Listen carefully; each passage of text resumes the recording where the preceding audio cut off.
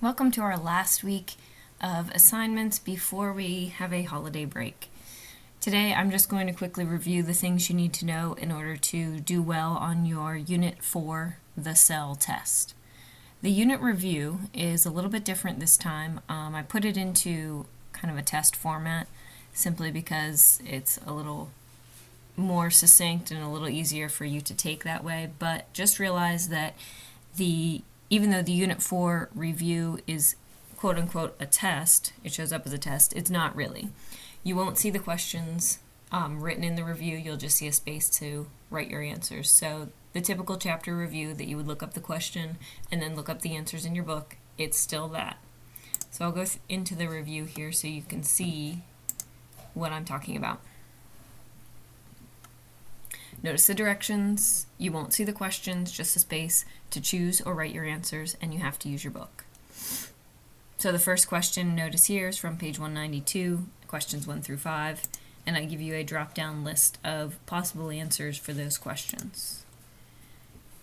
Question 1, or page 192, questions 1 through 6, these are all multiple choice questions, so you see A, B, C, D type answers. There are some short answer questions. For example, page 192, number 15, type your response in here. So it's the same type of book review, I just put it in a different format. Makes it a little easier for you to write out your answers and easier for me to see them when I'm grading them. Other than that, you should be ready to take your Unit 4 test. And some of the things that you should review before you take this test include microscope parts. There's a question on the test that asks you to identify different parts of the microscope. The differences between prokaryotic and eukaryotic cells. Different cell parts or cell organelles and the function they do. For example, what does the Golgi apparatus do? What does the cell membrane do? What does the nucleus do? The differences between plant and animal cells. There are 4 major differences, one of them being that plant cells have a cell wall, whereas animal cells do not.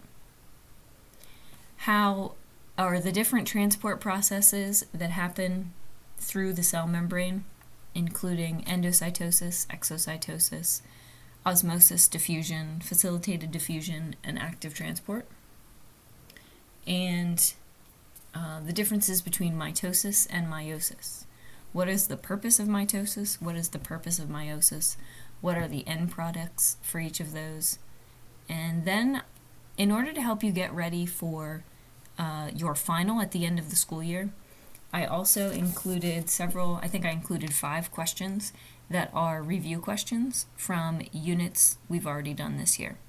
And you'll see that I start to do that for every unit in the future. You'll see 5 review questions on each test.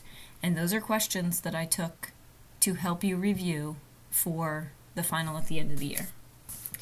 If you have any questions, as always, make sure you contact me, either through email or message. And that's all you have to do for this week. If you have any makeup work, please make sure you get that turned in so I can get that graded. Yeah, have a nice holiday break and enjoy.